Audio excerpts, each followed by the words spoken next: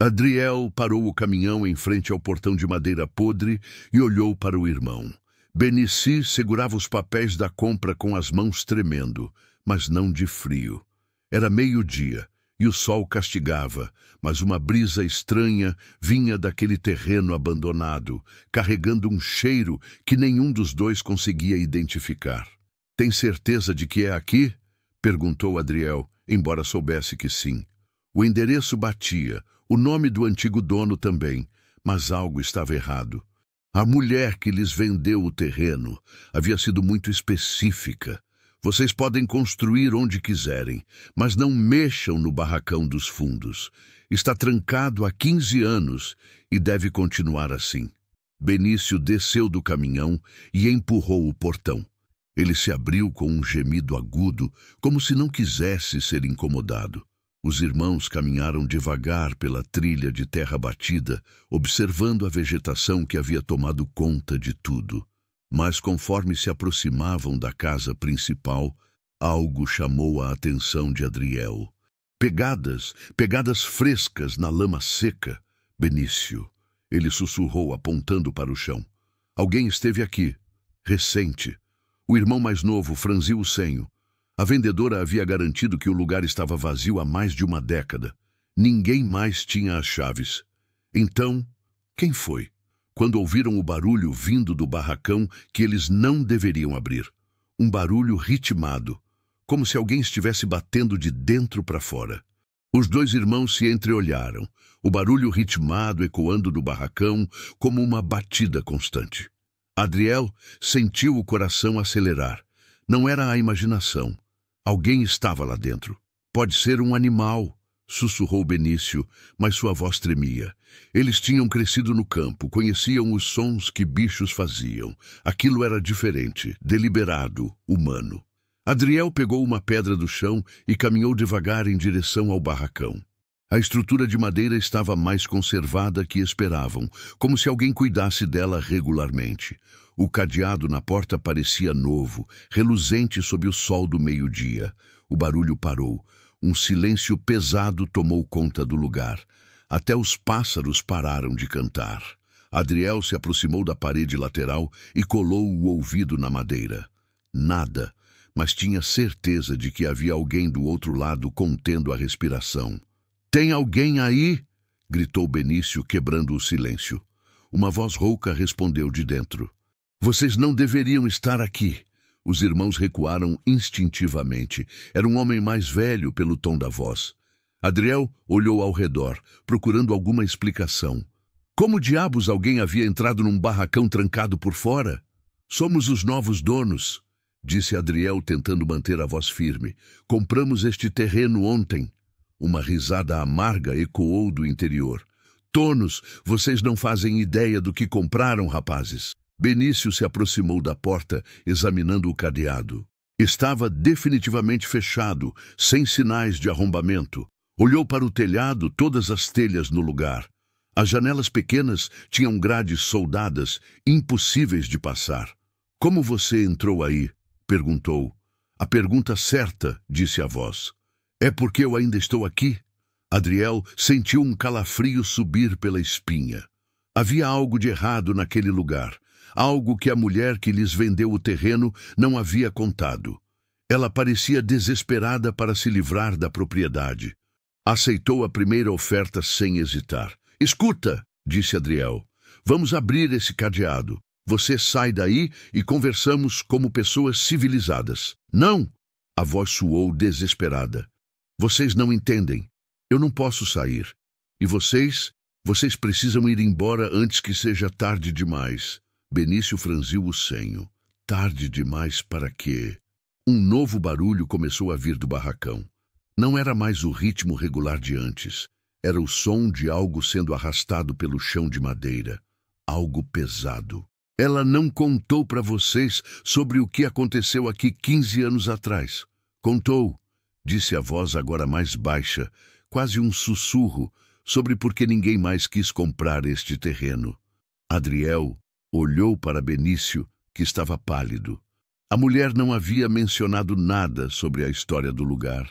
Só repetia que precisava vender urgente, que estava se mudando para a cidade. O som de algo sendo arrastado ficou mais forte, mais próximo da porta. "O que aconteceu aqui?" perguntou Benício, embora parte dele não quisesse saber a resposta. A voz do homem ficou ainda mais baixa, como se ele temesse ser ouvido por alguém além dos irmãos. "Meu nome é Eliseu. Eu trabalhava aqui para o Dr. Raul, o antigo dono. Era zelador, cuidava da propriedade." Ele fez uma pausa e o som de algo sendo arrastado parou. Até o dia em que descobriu o que ele realmente fazia neste barracão. Adriel sentiu o estômago apertar. O que ele fazia? Doutor. Raul era médico na cidade, respeitado, família rica, mas aqui ele conduzia experimentos que nenhum hospital aprovaria. Testava remédios em animais, depois em Eliseu hesitou, em pessoas que ninguém sentiria falta. Benício engoliu seco. Pessoas, moradores de rua viciados, gente que a sociedade já havia abandonado. Ele os trazia para cá, prometendo trabalho, comida, um lugar para ficar, mas eles nunca mais saíam. O barulho de algo sendo arrastado recomeçou mais lento agora. "Quando descobri", continuou Eliseu, "tentei ir à polícia, mas quem ia acreditar em mim contra um doutor respeitado? Ele tinha conexões, dinheiro, influência, então resolvi agir por conta própria." Adriel olhou ao redor do terreno com outros olhos. A vegetação alta poderia esconder muita coisa. "O que você fez?" "Coloquei fogo na casa principal numa noite que ele estava aqui com mais um voluntário. Dr. Raul morreu no incêndio. O homem que ele trouxe conseguiu escapar, mas estava muito machucado. Ajudei-o a fugir. E você?" perguntou Benício. "Por que ficou?" Uma risada amarga ecoou do barracão. "Porque Dr. Raul não me forçou a trabalhar sozinho. Ele descobriu que eu tinha família, esposa, 2 filhos pequenos. Me obrigou a ajudar nos experimentos, ameaçando machucá-los. Quando ele morreu, pensei que estava livre, mas a família dele descobriu minha participação." Eliseu fez uma pausa carregada de dor. Fizeram uma proposta. Eu desapareceria para sempre. Seria dado como morto e eles cuidariam da minha família. Minha esposa recebe uma pensão anônima há 15 anos, achando que morri no incêndio. "Mas por que não tentou sair?" insistiu Adriel. "Porque eles não só protegem minha família.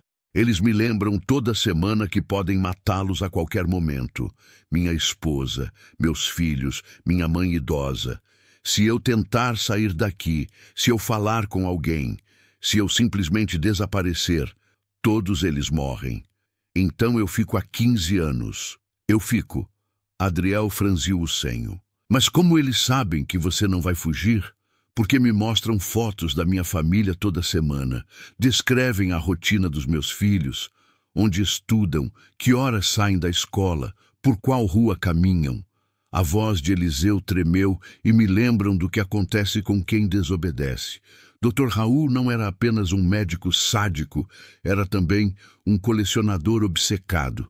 Obras de arte, joias antigas, ouro, documentos históricos, tudo roubado ou comprado ilegalmente. A família sabe que eu sei onde ele guardava tudo. O coração de Benício começou a bater mais rápido. Uma fortuna escondida era exatamente o tipo de oportunidade que sempre sonhara. "Onde estão essas coisas?" perguntou, ignorando o olhar de advertência do irmão. "Embaixo de onde vocês estão pisando?" disse Eliseu. "Há uma entrada para um porão secreto bem aí, coberta por terra e vegetação. Dr. Raul construiu um verdadeiro cofre subterrâneo." Adriel olhou para o chão sob seus pés. Agora que prestava atenção, a terra parecia ter sido mexida recentemente. Alguém havia estado cavando ali. "Mas tem um problema", continuou Eliseu, e o tom de sua voz mudou completamente. "A família do doutor descobriu sobre o esconderijo. Eles vêm aqui toda semana procurar. E hoje?" Ele parou de falar. "Hoje o quê?" insistiu Adriel. "Hoje é quinta-feira. Ele sempre vem às quintas-feiras. Foi quando os irmãos ouviram o som de carro se aproximando pela estrada de terra. 2 motores pelo barulho. Benício olhou o relógio. 1h15 da tarde. Vocês precisam sair daqui agora, sussurrou Eliseu urgentemente. Se eles encontrarem vocês aqui, vão pensar que estão atrás do tesouro e a família do Dr. Raul não deixa testemunhas. O som dos motores ficou mais alto. Adriel agarrou o braço do irmão e o puxou em direção ao mato alto que cercava a propriedade. Benício resistiu por um momento, olhando para o chão, onde supostamente estava escondida uma fortuna. Não podemos simplesmente ir embora, sussurrou Benício. Se realmente há um tesouro aqui, você ouviu o que ele disse sobre testemunhas? Retrucou Adriel, puxando o irmão com mais força. Vamos nos esconder primeiro, depois decidimos o que fazer.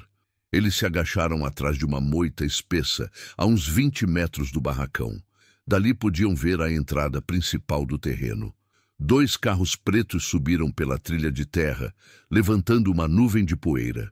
O primeiro parou perto da casa queimada, o segundo próximo ao barracão. 4 homens desceram dos veículos. Todos usavam roupas caras, mas práticas. Não pareciam bandidos comuns. Moviam-se com a precisão de quem estava acostumado a esse tipo de visita. Um deles, mais alto que os outros, caminhou diretamente para o barracão e bateu na porta. Eliseu, sabemos que você está aí. Hoje é o dia. A voz do zelador soou do interior tensa. Eu já disse que não sei onde estão os documentos que vocês procuram. Documentos? Sussurrou Benício para Adriel. Ele falou em joias e ouro, não em documentos. O homem alto riu sem humor. 15 anos é tempo suficiente, velho. Nossa paciência chegou ao fim. Se você não nos disser onde nosso avô escondeu os papéis da herança, vamos ter que ser mais persuasivos. Adriel sentiu um nó no estômago. Eliseu havia mentido para eles. Não se tratava apenas de tesouros roubados. Era uma questão de herança familiar. Meu neto completou 18 anos semana passada, continuou o homem. Ele precisa desses documentos para reivindicar legalmente as propriedades que o Dr. Raul deixou para a família. Sem eles, tudo fica no limbo jurídico. Um dos outros homens se aproximou, carregando uma serra elétrica. Quer que eu corte o cadeado, sem R? Otávio? Ainda não, Paulo. Vamos dar mais uma chance para nosso amigo cooperar. Benício cutucou Adriel e apontou para algo que havia passado despercebido antes. Ao lado da casa queimada, parcialmente coberto por lona verde, estava o caminhão deles. Os homens certamente o haviam visto. Eliseu! Disse Otávio caminhando ao redor do barracão. Parece que você recebeu visitas hoje. Há um caminhão que não estava aqui na semana passada. O silêncio que se seguiu foi carregado de tensão. Onde estão os donos desse veículo? Insistiu Otávio. Não sei de nada, respondeu Eliseu, mas sua voz tremia. Paulo ligou a serra elétrica, o barulho ensurdecedor cortando o ar da tarde. Senhor Otávio, encontrei algo interessante. Todos os homens se reuniram perto dele. Paulo apontava para o chão, exatamente onde Adriel e Benício haviam pisado minutos antes. Alguém esteve cavando aqui recentemente, e veja só. Ele se agachou e tirou da terra um pedaço de lona plástica. Isso estava enterrado bem raso. Otávio examinou o material. É nova. Alguém escondeu algo aqui nos últimos dias. Foi quando um dos homens gritou da entrada do terreno. Senhor Otávio, tem mais gente chegando? Adriel espiou por entre a vegetação e viu outro carro subindo a trilha. Este era diferente dos outros. Um sedã branco comum com apenas uma pessoa dentro. Quando o motorista desceu, Benício arregalou os olhos.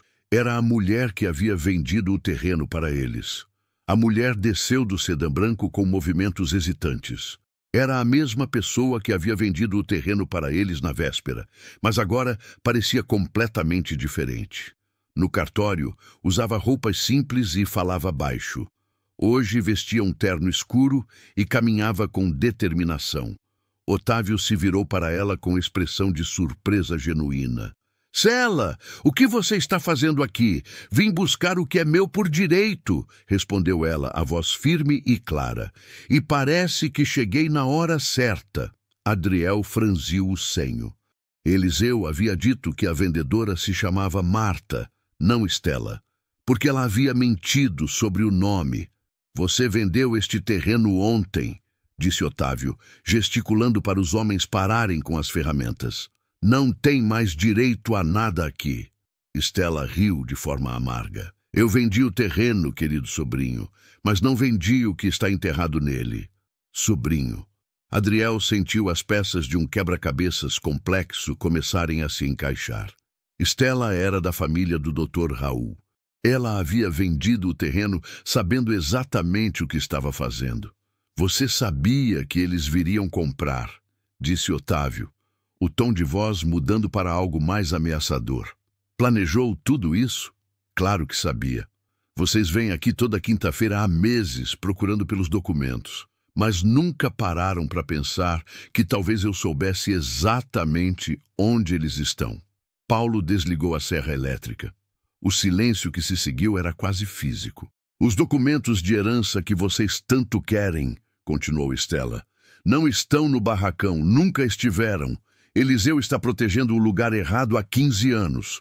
Do interior do barracão veio um som que parecia ser Eliseu batendo na parede. Estela, não faça isso. Você prometeu. Prometi manter os segredos do meu irmão enquanto ele estivesse vivo. Ela respondeu. Raul morreu há 15 anos. Minha promessa expirou. Benício apertou o braço de Adriel. Estela era irmã do doutor. Raul, não apenas uma vendedora qualquer. E aparentemente sabia onde estava tudo que os outros procuravam. Onde estão os documentos? Perguntou Otávio, se aproximando dela. No lugar mais óbvio possível, na casa onde vocês nunca pensaram em procurar, porque achavam que tinha queimado completamente. Estela apontou para a abestrutura que eles haviam assumido ser apenas destroços. Meu irmão construiu um cofre à prova de fogo no porão da casa principal. Eliseu sabia disso, mas manteve o segredo porque eu pedi. Adriel olhou para a casa queimada com outros olhos. Vista de perto, era possível perceber que a estrutura principal ainda estava intacta. Apenas o telhado e as paredes superiores haviam sido danificados pelo incêndio. E o que você ganha contando isso agora? Perguntou Otávio. 50% de tudo que encontrarem era o acordo que eu tinha com Raul antes de ele morrer. Estela tirou um papel do bolso. Está tudo documentado e reconhecido em cartório. Eu tenho direito à metade da herança dele. Um dos homens de Otávio sussurrou algo no ouvido dele. O rosto do líder do grupo se fechou. Tem um problema, tia Estela. Os donos deste terreno chegaram há pouco e, pelo jeito, ainda estão por aqui. Estela olhou ao redor, notando pela primeira vez o caminhão estacionado. Onde eles estão? Boa pergunta, disse Otávio, fazendo um sinal para os homens. Paulo Quirino, façam uma busca no terreno. Eles não podem ter ido muito longe. Paulo e Quirino começaram a vasculhar o terreno, separando-se para cobrir mais área. Adriel fez sinal para Benícios se abaixarem ainda mais. A vegetação os escondia bem, mas se os homens chegassem muito perto, seriam descobertos facilmente. Enquanto isso, Estela caminhou até a casa queimada e começou a examinar os destroços. A entrada do porão fica na cozinha, disse para Otávio. Vamos precisar remover alguns escombros. Otávio hesitou. Como sabemos que você não está nos enganando de novo? Você já mentiu sobre o barracão? Eu nunca menti sobre o barracão, respondeu Estela, virando-se para ele. Eliseu, que escolheu ficar lá para proteger Raul, mesmo depois da morte dele. Eu apenas não corrigi a informação errada de vocês. Do barracão veio a voz de Eliseu. Estela, você sabe o que vai acontecer se eles encontrarem aqueles papéis. A fortuna não é só documentos de herança. Calha a boca, velho, gritou Otávio. Você já nos enganou tempo suficiente. Mas Benício havia prestado atenção nas palavras de Eliseu. Não era só documentos de herança. Havia algo mais no cofre, algo que Eliseu temia que descobrissem. Estela começou a afastar pedaços de madeira queimada da área que havia sido a cozinha. Depois de alguns minutos, ela parou e apontou para o chão. Aqui tem uma tampa de metal debaixo desta tábua. Otávio se juntou a ela e juntos levantaram uma prancha de madeira pesada. Embaixo havia uma tampa circular de metal com uma fechadura no centro. "Você tem a chave?" perguntou Otávio. Estela sorriu pela primeira vez desde que chegara. "Não preciso de chave." Ela se agachou e girou a tampa no sentido horário. Cliques metálicos ecoaram quando a fechadura se destrancou. Raul me ensinou a combinação quando éramos crianças. Esta era a nossa casa antes de ele ficar rico. Adriel observava tudo com crescente inquietação. A mulher sabia demais, planejara demais. Havia algo errado naquela história toda. Paulo gritou de algum lugar próximo: "Senhor Otávio, encontrei pegadas frescas aqui." O coração de Adriel disparou. Eles haviam deixado rastros ao se esconder. Paulo estava a menos de 10 metros de distância, seguindo as marcas na terra mole. "Continuem procurando!" gritou Otávio de volta, sem tirar os olhos da tampa que Estela acabara de abrir. "E vejam se encontram os donos do caminhão." Estela ergueu a tampa completamente, revelando uma escada metálica que descia para a escuridão. O cheiro que subia de lá era de papel velho e metal. "Vamos precisar de lanternas", disse ela. Otávio fez sinal para um dos homens que havia ficado perto dos carros. "Traga os equipamentos do porta-malas." Enquanto esperavam, Benício cutucou Adriel e sussurrou: "Precisamos sair daqui antes que nos encontrem." Ou o quê? Ou tentamos chegar até aquele cofre antes deles, se realmente há uma fortuna lá embaixo." Adriel balançou a cabeça. "É muito arriscado. Mais arriscado que sermos encontrados aqui sem explicação." Benício apontou para Paulo, que estava cada vez mais próximo. "Em 5 minutos ele vai nos ver." Foi quando Estela desceu os primeiros degraus da escada e gritou lá debaixo: "Otávio, você precisa ver isto. Há muito mais aqui do que eu imaginava." A voz dela ecoou do subsolo, carregada de excitação e algo que parecia ser medo. Otávio desceu rapidamente a escada, carregando uma lanterna potente. A luz se moveu pelo subsolo enquanto ele examinava o que Estela havia encontrado. Por alguns segundos, houve apenas silêncio. Então a voz de Otávio ecoou do porão. "Tensa! Meu Deus do céu, Estela!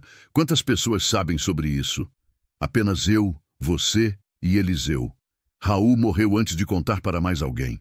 Paulo estava agora a apenas 5 metros dos irmãos, seguindo as pegadas que levavam diretamente ao esconderijo deles.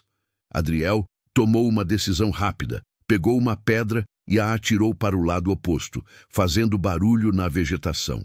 Paulo parou e virou a cabeça na direção do som. "Querino, tem algo se movendo aqui do lado oeste."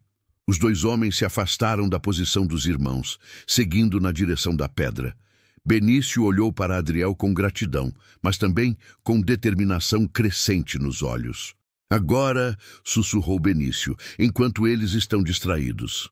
Antes que Adriel pudesse detê-lo, Benício saiu do esconderijo e correu agachado em direção à casa queimada. Adriel não teve escolha senão segui-lo. Eles chegaram perto da abertura do porão no momento em que Otávio subia a escada, carregando uma caixa de metal. Seu rosto estava pálido e ele respirava com dificuldade. "Precisamos tirar tudo daqui hoje mesmo", disse ele para Estela, que subia atrás dele. "Se alguém mais descobrir o quê?" A voz veio do barracão. Eliseu havia conseguido ouvir a conversa. Estela olhou na direção do barracão com expressão de raiva. "Cale-se! Eliseu, você já fez estrago suficiente guardando o segredo sobre o que realmente estava aqui. Eu estava protegendo vocês", gritou Eliseu de volta.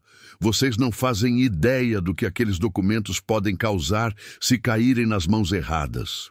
Otávio abriu a caixa de metal que havia trazido do porão. Mesmo à distância, Adriel conseguiu ver que não continha apenas papéis. Havia fotografias, fitas cassete e algo que parecia ser frascos pequenos com líquidos. Não são apenas documentos de herança, sussurrou Benício. São evidências.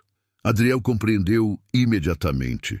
O Dr. Raul não havia apenas conduzido experimentos ilegais. Ele havia documentado tudo meticulosamente. As fotografias mostravam os experimentos, as fitas conham gravações. Os frascos eram amostras dos compostos que ele testava. Isto vale muito mais que qualquer herança, disse Estela, pegando uma das fotografias. Há laboratórios farmacêuticos que pagariam milhões para esconder estas evidências e outros que pagariam ainda mais para expô-las. Otávio fechou a caixa rapidamente. Por isso, precisamos ser cuidadosos. Uma coisa é herdar propriedades do nosso avô. Outra, completamente diferente, é... Ele não terminou a frase porque Paulo apareceu correndo. Senhor Otávio, não encontramos ninguém, mas tem algo que o senhor precisa ver. Paulo segurava nas mãos um pedaço de papel. Encontrei isto preso num galho, como se alguém tivesse passado correndo por ali. Otávio pegou o papel e o examinou. Era parte da escritura do terreno, com os nomes de Adriel e Benício claramente visíveis. Eles estão aqui, disse Otávio, levantando a voz. Quer tenham ouvido nossa conversa ou não, agora são um problema. Estela olhou ao redor com nervosismo crescente. O que fazemos? Primeiro terminamos de esvaziar o cofre. Depois, Otávio fez uma pausa significativa. Conversamos com nossos novos vizinhos sobre o que eles viram aqui hoje. Adriel agarrou o braço de Benício e sussurrou. Precisamos sair daqui agora. Mas antes que pudessem se mover, a voz de Otávio ecoou por todo o terreno. Adriel e Benício, sabemos que vocês estão aqui. Encontramos a escritura do terreno. Não adianta se esconder. Os irmãos se entreolharam. Não havia mais para onde fugir. Paulo e Quirino estavam vasculhando a vegetação do lado oposto, cortando qualquer rota de fuga pelo caminhão. Escutem bem, continuou Otávio. Nós não somos bandidos. Somos família do antigo dono, apenas resolvendo questões de herança. Vocês compraram este terreno legalmente e reconhecemos isso, mas precisamos conversar. Benício olhou para Adriel e fez que não com a cabeça. Se eles quisessem apenas conversar, não estariam procurando com tanta urgência. Estela se juntou a Otávio perto da abertura do porão. Rapazes, vocês me conhecem? Eu vendi este terreno para vocês ontem. Podem confiar em mim. Você mentiu sobre seu nome? Gritou Adriel de trás da vegetação. Por que deveríamos confiar agora? Houve uma pausa. Então Estela respondeu. Porque eu não tive escolha ontem. Havia coisas que vocês não podiam saber antes de serem donos legais do terreno. Agora que são proprietários, vocês têm direito à verdade completa. Eliseu gritou do barracão. Não escutem ela. Estela quer apenas proteger a própria pele. Cale a boca, Eliseu, respondeu Estela irritada. Você teve 15 anos para fazer a coisa certa. Chegou a hora de parar de proteger mortos. Adriel tomou uma decisão. Se iam ser descobertos mesmo, melhor sair com dignidade. Fez sinal para Benício e os dois saíram da vegetação, caminhando devagar em direção ao grupo. Otávio sorriu ao vê-los, mas o sorriso não chegou aos olhos. Muito bem, agora podemos conversar como pessoas civilizadas. O que vocês querem? Perguntou Adriel, parando a uma distância segura. Queremos fazer um acordo, disse Estela. Vocês viram o que havia no cofre. Sabem que não se trata apenas de herança familiar. Benício cruzou os braços. Vimos evidências de crimes, experimentos ilegais, documentação de tortura, amostras de substâncias perigosas. Exato, confirmou Otávio. E vocês compreendem que essas evidências não podem vir a público, não apenas por nossa família, mas por muitas outras pessoas envolvidas. Que outras pessoas? Perguntou Adriel. Estela e Otávio se entreolharam. Meu irmão não trabalhava sozinho, disse Estela finalmente. Havia financiadores, outros médicos, autoridades que sabiam e fizeram vista grossa. Se essas evidências forem expostas, muita gente importante vai cair, completou Otávio. E gente importante tem recursos para se proteger, inclusive eliminando testemunhas. A ameaça era clara. Adriel sentiu o suor frio escorrer pelas costas. O que vocês estão propondo? Simples, disse Estela. Vocês ficam com o terreno, constroem o que quiserem, vivem suas vidas e esquecem tudo o que viram aqui hoje. Em troca de quê? Perguntou Benício. Otávio sorriu de novo. Em troca de continuarem vivos, e ele fez uma pausa dramática, de receberem uma compensação de 200 mil réis pelo inconveniente. Benício arregalou os olhos. Era mais dinheiro do que eles haviam sonhado ganhar em anos de trabalho. E se recusarmos? Perguntou Adriel. Vamos ter que considerar vocês uma ameaça aos nossos interesses, respondeu Otávio friamente. Benício olhou para Adriel e algo passou entre os irmãos sem que precisassem falar. Adriel assentiu quase imperceptivelmente. 200 mil é uma boa oferta, disse Benício devagar. Mas tem um problema. Qual? Perguntou Otávio. Nós gravamos tudo. Estela franziu o senho. Gravaram o quê? Adriel tirou o celular do bolso e mostrou a tela. Desde o momento que chegamos aqui, a conversa com Eliseu, suas confissões sobre os experimentos, a discussão sobre vender evidências para laboratórios farmacêuticos. Ele fez uma pausa. E as ameaças que vocês acabaram de fazer? O rosto de Otávio se fechou completamente. Vocês estão blefando? Estamos. Benício também tirou o celular. Meu irmão gravou o áudio. Eu filmei vocês retirando as evidências do cofre. Ele virou a tela para eles verem. Imaginem se isso vazar nas redes sociais. Paulo e Quirino se aproximaram instintivamente, mas Otávio fez sinal para pararem. O que vocês querem? Perguntou Estela, a voz tensa. Primeiro, Eliseu sai daquele barracão livre e sem problemas, disse Adriel. Segundo vocês, devolvem todas as evidências para o cofre e o lacram definitivamente. Isso é impossível, protestou Otávio. Há muito dinheiro em jogo. E terceiro, continuou Benício, ignorando o protesto, vocês transferem 500 mil réis para nossa conta como pagamento por nossa descrição. 500 mil? Estela quase gritou. Vocês estão loucos. Adriel deu de ombros. É menos do que os milhões que vocês ganhariam vendendo evidências de crimes contra a humanidade. E muito menos do que perderiam se essas gravações chegassem à imprensa. Houve um longo silêncio. Otávio caminhava de um lado para outro, visivelmente calculando opções. Finalmente parou e olhou para os irmãos. Como sabemos que vocês vão cumprir a parte do acordo? Da mesma forma que nós sabemos que vocês vão cumprir, respondeu Adriel. Confiança mútua baseada em interesse próprio e as gravações ficam conosco como seguro de vida, disse Benício. Mas nunca serão divulgadas, desde que todos cumpram o combinado. Estela se aproximou de Otávio e sussurrou algo no ouvido dele. Otávio balançou a cabeça negativamente, mas ela insistiu. Depois de alguns minutos de discussão em voz baixa, Otávio se virou para os irmãos. 300 mil. É o máximo que conseguimos reunir rapidamente. 400, retrucou Adriel. 350. E considerem-se com sorte. Os irmãos se entreolharam novamente. Era mais dinheiro do que jamais haviam imaginado possuir. Fechado, disse Benício. 2 horas depois, Eliseu saiu do barracão como um homem livre. As evidências voltaram para o cofre lacrado e os irmãos tinham uma nova conta bancária com 350 mil reais. Mil reais. Quando todos foram embora, Adriel e Benício se sentaram na varanda da casa queimada, observando o sol se pôr sobre seu terreno. Você realmente estava gravando? Perguntou Adriel. Benício sorriu e mostrou o celular. Claro que não, mas eles não sabiam disso. E agora? Agora construímos a casa que sempre sonhamos neste terreno que compramos com nossas economias. Benício olhou para o barracão, agora vazio e silencioso. E nunca mais falamos sobre o que aconteceu aqui hoje. Adriel assentiu.